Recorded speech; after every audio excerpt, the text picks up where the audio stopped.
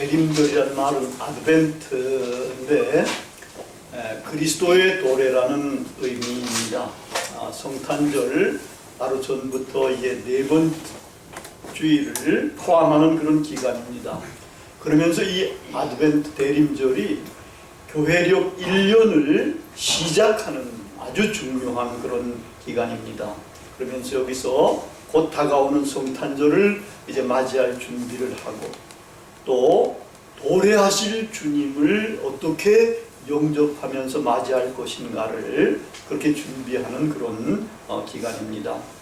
이 기간에는 우리가 정말 자기 자신을 성찰하면서 도래하시는 예수님을 제대로 영접할 수 있을 것인지, 어떻게 하면 영접할 수 있는 사람이 될 것인지를 생각하면서 지내는 그런 경건한 기간입니다.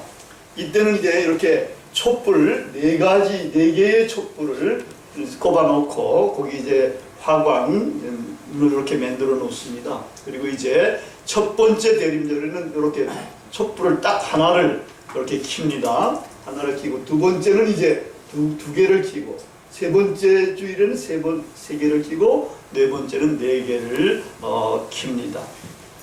이 촛불은 어둠을 밝히기 위해서 켜는 그런 빛 아니겠습니까? 굉장히 중요한 의미를 갖습니다. 올해 첫 대림절에도 주님의 오신 뜻을 가장 잘 드러내는 빛에 관해서 묵상하면서 우리가 은혜를 나누려고 합니다. 참 빛은 참 놀라운 것이고 인상적입니다. 빛이 없으면 흑암의 세계입니다. 그리고 아주 춥습니다. 생명체도 살 수가 없습니다. 하나님께서 제일 먼저 창조한 것도 이게 빛입니다. 창조의 첫날 혼돈과 흑암이 깊음에 있을 때에 하나님께서는 빛을 창조하셨습니다. 그 빛은 어둠을 물리칩니다. 어둠은 절대로 빛을 이길 수가 없습니다. 어둠을 물리치며 떠오르는 그런 햇빛을 보면은 이처럼 장관입니다. 제가 몇 편을 또 위에 한번 보시죠.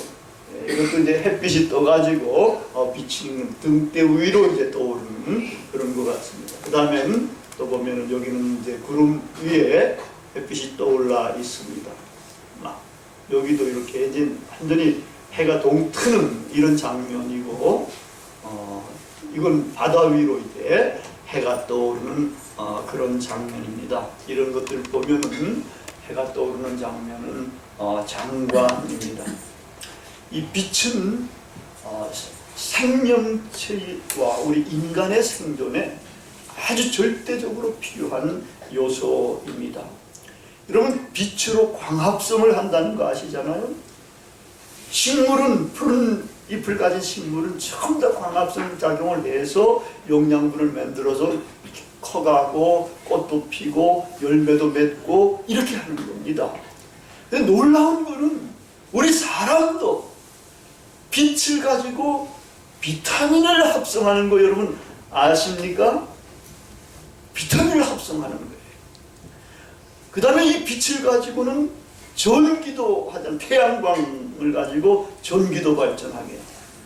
또 이 빛은 우리 병도 치료하는 역할도 하고 있습니다. 여러분, 광합성 작용은 너무 잘 아니까 그건 이제 여기서 설명하지 않고 비타민에 관련돼 가지고 합성하는 이것을 간단하게 말씀을 드리려고 합니다. 우리가 이제 햇빛을 쬐면 우리 피부 내의 세포 조직에 이 비타민 D가 합성이 됩니다.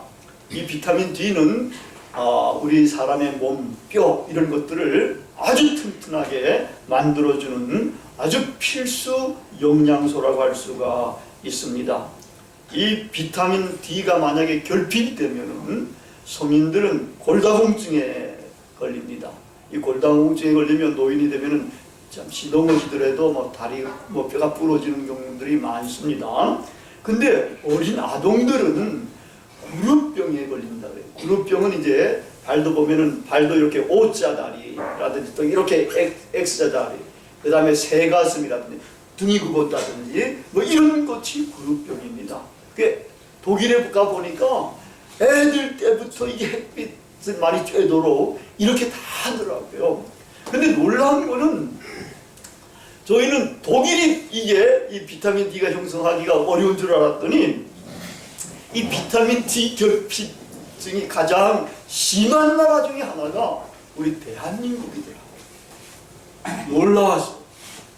그래서 이제 여기 이걸 제가 좀 더 많이 말씀을 드리는 거예요. 근데 이제 비타민 D를 우리가 이제 보충하려고 그럴 때는 음식으로도 보충은 좀 할 수가 있어요. 예를 들면 고등어, 연어, 청어 같은 이런 생선이나 대구 간류, 그 다음에 달걀 노른자, 그 다음에 버섯, 우유, 오렌지 주스 등으로도 어느 정도는 보충을 할 수가 있다 그래요. 그래 가장 좋은 건 뭐냐 하면 거의 매일 15분에서 20분 정도 태양광선을 쬐는 게, 옷을 막 뒤집어 쓰고 하는 게 아니라 옷을 좀 벗고 이게 쬐야 우리 몸속에 이 비타민 D가 형성이 돼 가지고 이런 결핍증을 앓지 않게 그렇게 됩니다. 뿐만 아닙니다. 이 빛을 가지고서 우리가 치료도 한다 그러잖아요.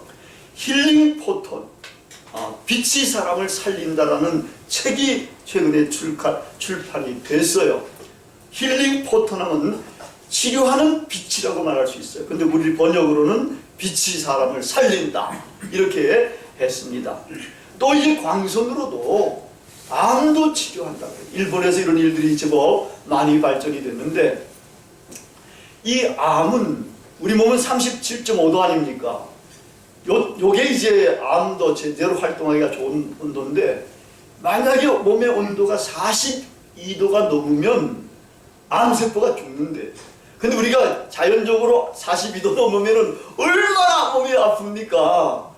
병에 걸렸을 때 40도만 넘더라도 뭐 절절절절 끊고 뭐 헛소리도 하고 대단하지 않습니까? 근데 이 광선기 세대를 잘 이렇게 해가지고 쬐면은 이 몸의 그 부분의 온도가 한 42도가 이제 넘어가게 된다는 거예요. 그러면 거기 있는 암세포들은, 고빛에 쬐인 암세포들은 죽게 된다는 거예요. 이렇게 해서 암도 치료하는 이런 일들도 일어나게 되고, 레이저 광선이나 LED 광선 등의 치료법이 지금 이제 개발이 되고 이게 발전이 돼가고 있습니다. 이처럼 빛은 우리 인간의 성장과 생존과 치유에 있어서도 가장 중요한 그러한 요소가 되고 있습니다. 뿐만 아니라 이 빛은 어둠에 맞서 있지 않습니까? 그래서 우리 사람들이 이거를 실존적으로 또 사회적으로 영적으로 은유적으로 많이 사용을 해왔습니다. 우리가 이제 이걸 사회적으로 영적으로 다 포함이 되는 그런 의미가 있습니다만은 인류의 역사가 어떤가를 한번 살펴볼 필요가 있습니다. 하나님을 떠난 인류의 역사는 어둠과 흑암이 짙게 깔려져 있다고 할 수가 있습니다.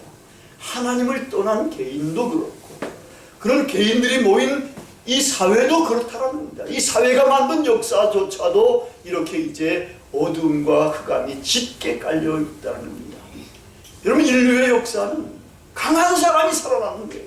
강자, 부자, 권세자들이 그렇지 못한 사람을 지배하고 억압하고 착취하고 다스려왔던 그런 역사입니다. 우리가 노예라든지 하인이라든지 종이라든지 하류층의 사람들이라든지 피지배 민족이라든지 소작인들의 삶들을 이렇게 한번 훑어만 본다 하더라도 그런 데서는 정의와 공평은 멀리 사라져 있고 인간의 존엄과 인권도 찾아보기 그렇게 힘든 겁니다. 이 공평과 의가 멀어진 사회가 어떤 사회인지 이사야 선지자가 59장 9절부터 17절에 아주 잘 묘사하고 있습니다. 그러므로 정의가 우리에게서 멀고 공의가 우리에게 미치지 못한 즉 빛을 바라나 어두움뿐이요 밝은 것을 바라나 캄 가운데 행함으로 우리가 맹인같이 더듬으며 담을 더듬으며 눈 없는 자같이 두루 더듬으며 낮에도 황혼 때까지 넘어지니 우리는 강장한 자 중에 죽은 자와 같은지라. 우리가 몸같이 부르짖으며 비둘기같이 슬피 울며 정의를 바라나 없고 구원을 바라나 우리에게서 멀다. 이는 우리의 허물이 우리와 함께 있음이라. 우리의 죄악을 우리가 아나이다. 우리가 여호와를 배반하고 속였으며 우리 하나님을 따르는 데서 돌이켜서 포악과 패역을 말하고 거짓말을 마음에 품고 잉태하여 나으니 정의가 뒤로 물리침이 되고 공의가 멀리 있었으며 성실이 거리에 엎드러지고 정직이 나타나지 못하는도다. 성실이 없어지므로 악을 떠나는 자가 오히려 탈취를 당하는도다. 이사야 선지자가 하나님의 백성들이 사는 이 사회를 보더라도 이렇게 공평과 정의가 이게 찾기가 어려운 사회가 됐고 이렇게 어렵게 힘들게 살아간다고 통탄을 했던 것입니다.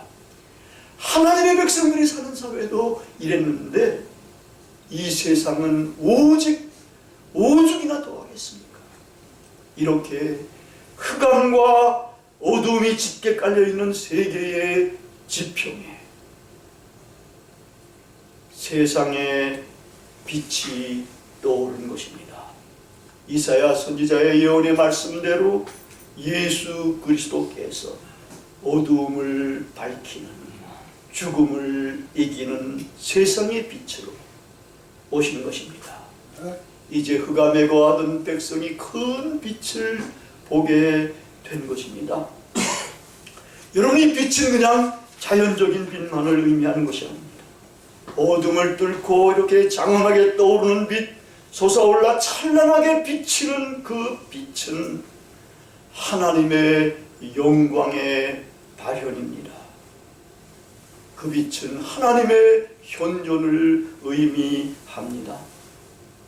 창조의 혼돈과 어두움은 하나님의 영광의 발현이시며 생명을 수여하시는 예수 그리스도를 통해서만 끝장이 나게 된 것입니다. 예수 그리스도 그분이 세상의 빛입니다. 우리에게 생명의 빛을 주십니다. 이분이 주시는 생명의 빛, 이것은 영원한 생명입니다. 예수님을 영접한 자는 어두움에서 빛으로, 사망에서 생명으로, 사탄의 권세에서 하나님에게로 옮겨지는 것입니다. 우리도 이렇게 옮겨져야 하는 것입니다. 사망에서 생명으로, 어두움에서 빛으로, 사탄의 권세에서 하나님에게로 우리도 옮겨져야 하는 것입니다. 생명을 우리는 얻어야 하는 것입니다. 주님이 주시는 이 생명은 보통 생명하고 다릅니다. 이것은 불멸의 생명하고도 다릅니다. 이것은 이미 현재에도 주어지는 영원한 생명이 되는 겁니다. 그러나 이 현재에 주어지는 이 생명이 재림시에 주어질 완전한 생명을 우리는 기다리면서 살아가야 합니다. 오실 그분을 기다리며 기독교인들은 누구나 예외 없이 이미와 아직은 아닌 중간길을 살아가야 됩니다. 근데 잘 모르는 사람들은 이미 다 끝난 줄로만 알아요. 아직은 아닌 부분이 엄청나게 강한 부분이 우리에게 다가오는데 여기서 끝났다고 하니까 건방지고 긴장이 풀려가지고 뭐 교회 세습도 하니 이런 식으로 하는 것들이 문제가 많이 되는 거예요.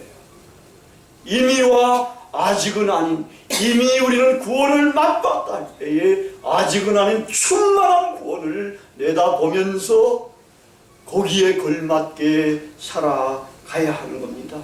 사도 바울은 그래서 표대를 향해서 그리스도께 잡힌 바 된 그것을 잡으려고 온신의 힘을 다해서 평생을 달려갔습니다. 달려갈 길을 다 달려가야 합니다. 그래야 종말 이후에 제한 없는 영원한 생명을 우리가 누릴 수가 있게 되는 겁니다. 이러한 생명을 주신 그분의 인격의 힘이 우리에게는 평화와 사랑과 기쁨을 주고 자유와 정의와 영광을 부여합니다. 생명의 빛을 주신 그분의 인격의 힘을 우리는 경험을 해야 하는 것입니다. 그리고 그것을 경험한 우리는 이제는 오실 그분을 대망하면서 그분과 함께 하나님의 나라를 세워가야 합니다. 정의도 세워야 합니다. 평화를 창출해 가야 합니다. 생명을 경외해야 합니다. 자유케 해야 합니다. 인간의 존엄과 인권을 옹호해야 됩니다. 사랑과 봉사와 섬김으로 어둠과 죽음의 그늘에 앉아있는 사람들을 일으켜 세워야 합니다. 생명의 빛을 얻었기에 우리는 이러한 일을 할 수가 있고 죽음을 죽이는 영원한 생명이 우리에게 주어져 있기에 죽음을 불사하고도 이러한 일을 행하는 것입니다. 바로 이러한 일을 행하는 사람들이 주님으로부터 생명의 빛을 얻은 빛의 자녀가 되는 것입니다. 세상의 빛이 떴다고 하더라도 지금은 중간기이기 때문에 이 세상에서는 아직도 어두움과 죽음의 그늘이 발호를 하고 있습니다. 이거는 도래하시는 예수님, 재림하시는 예수님에 의해서 완벽하게 제거가 될 것입니다. 그러나 지금 중간기에 이 사회는 이사야가 탄식했던 것과 별 차이가 없습니다. 현대도 말입니다. 조금만 차이가 있다는 것은 조금 이제 대중화가 되고 민주화가 조금 돼가는 이런 부분이 차이가 있을 뿐입니다. 어제 동아일보 책의 향기난에 보니까 거기 소개된 책이 있는데 After Peter 피케티, After 피케티 후라는 이런 이제 책이 소개됐습니다. 거기서 보니까 세습된 부가 21세기 정치 경제를 지배한다. 이렇게 이야기를 했습니다. 여러분, 부의 세습은 뭐하고 맞서 있을 것 같습니까? 가난의 대물림하고 맞서 있습니다. 가난을 대물림 받은 사람들, 가난을 세습받은 사람들에게는 흑암과 환난과 고통과 어려움이 얼마나 많을지 상상할 수 없을 정도입니다. 사회는 공평과 정의가 멀어져 있습니다. 유전무죄, 무전유죄, 불평등이 심화되고 있습니다. 수많은 단순 근로자들이 휩쓸려 떠내려갈 4차 산업혁명의 쓰나미가 곧 다가오게 될 것이고, 우리 외교 안보의 현실을 보면은 막막해지는 경우들이 있습니다. 눈앞이 캄캄해지기도 합니다. 북한 사람들은 눈앞이 새카맣다 이렇게 표현합니다. 눈앞이 캄캄하기도 하고 눈앞이 새카매지는 거예요. 이 사회가 아직은 이처럼 어둡더라. 우리 기독교인들은 더 이상 절망하지 않습니다. 아무리 세상이 어둡더라도 어둠은 결코 세상의 빛을 이길 수가 없습니다. 이미 세상의 빛을 우리가 보았습니다. 생명의 빛을 얻었기에 우리는 희망을 가지고 빛의 세계를 위해서 살아갈 수가 있습니다. 우리는 예수님의 탄생과 재림 사이는 이미와 아직은 아닌 중간기임을 알게 되었습니다. 우리는 기독교인들이 어떻게 살아가야 하는지 분명히 알게 된 것입니다. 생명의 빛을 얻은 우리는 그분을 대망하면서 빛의 자녀로 살아가야 합니다. 그분과 함께 주위의 어두움을 물리치고 정의와 자유, 사랑과 평화, 생명이 충만한 하나님의 나라를 확산해 가면서 작은 하나의 촛불로 살아가야 합니다. 그래야 어둠을 완벽하게 척결하시며 다가오실 예수 그리스도를 아멘 주 예수여 어서 오시옵소서 라고 화로하면서 맞이할 수가 있게 될 것입니다. 아멘. 다 같이 기도하시겠습니다.